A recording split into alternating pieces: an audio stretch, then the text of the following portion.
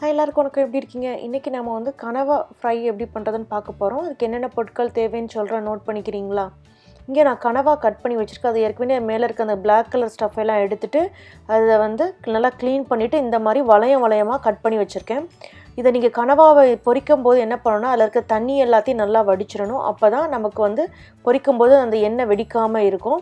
இங்கே பாருங்கள், இந்த மாதிரி அழகாக வளையமாக கட் பண்ணிக்கிறீங்க. நீங்கள் கேட்கலாம், வளையமாக தான் கட் பண்ணணுமா? உங்களுக்கு என்ன ஷேப் பிடிக்குமோ அந்த ஷேப்பில் நீங்கள் தாராளமாக கட் பண்ணிக்கலாம்.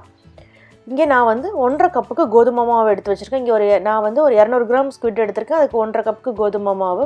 இது வந்து கருவேப்பிலையும் மிளகும் போட்டு அரைச்சி வச்சுருக்கேன். இது எப்படி பண்ணுறது அப்படின்னா, நீங்கள் ஒரு தோசை பேனை வந்து நல்லா சுட வச்சுட்டு அதில் வந்து கருவேப்பிலையை போட்டுட்டு உடனே அடுப்பை ஆஃப் பண்ணிடுங்க. அந்த ஹீட்லேயே கருவேப்பிலை அப்படியே சுருங்க ஆரம்பிக்கும்.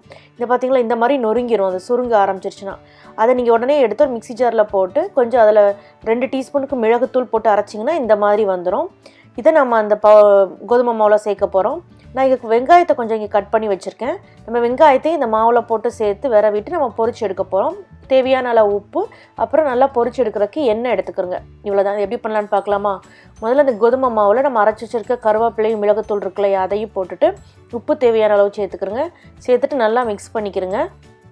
இது மிக்ஸ் பண்ணதுக்கப்புறம் நாம் இதில் அந்த கனவா எடுத்து வச்சுருக்கோம், அதை போட போகிறோம். அதை போட்டு நல்லா கனவாவை அந்த மாவோடு சேர்த்து நல்லா மிக்ஸ் பண்ணுங்கள். பாருங்கள், இந்த நீங்கள் கனவாவில் தண்ணியை வடிச்சிட்டு போட்டால் தான் அந்த கனவாவில் ஒட்டின மாவு போக மற்ற மாவெல்லாம் உதிரியாக இருக்கும். இல்லைன்னா அது ஒரு மாதிரி ஒட்டிக்கிட்டு வரும், பிசு மாதிரி இருக்கும். இப்போ எண்ணெய் நல்லா சூடாயிடுச்சா, இதில் நம்ம அந்த கனவா வளையத்தை எல்லாத்தையும் போட்டு பொரிச்சு எடுக்கலாம். நல்லா கோல்டன் கலராக வரும். அதான் நீங்கள் முதல்ல போடும்போது இந்த மாதிரி நிறைய நுரை வருதுல, கொஞ்சம் நேரம் ஆனோடனே இந்த நுரை அப்படியே கொஞ்சம் குறைய ஆரம்பிக்கும். அப்படின்னா அது பொரிஞ்சிருச்சுன்னு அர்த்தம். அப்போ நீங்கள் இதை எடுத்துடலாம். எடுத்து ஒரு பேப்பர் டவலில் போட்டுட்டிங்க அப்படின்னா அது எக்ஸஸாக இருக்க ஆயில் எல்லாத்தையும் உறிஞ்சிரும். இப்போ நான் மிச்சம் இருக்கிற கனவாவையும் எண்ணெயில் போட்டு பொரித்து எடுத்துட போகிறேன்.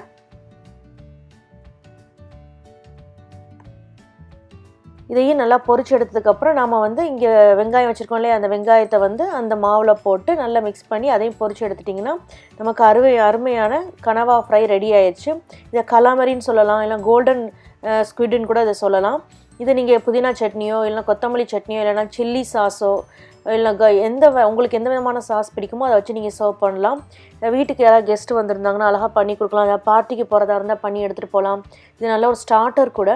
இதை ட்ரை பண்ணி பார்த்துட்டு உங்கள் கமெண்ட்ஸை சமையல் விருந்தில் போஸ்ட் பண்ணுங்கள். இந்த வீடியோவை லைக் பண்ணுங்கள், சேனலை சப்ஸ்கிரைப் பண்ணுங்கள், கூடவே பெல் சிம்பிளையும் கிளிக் பண்ணுங்கள். நம்ம இன்னொரு வீடியோவில் பார்க்கலாம். நன்றி, வணக்கம்.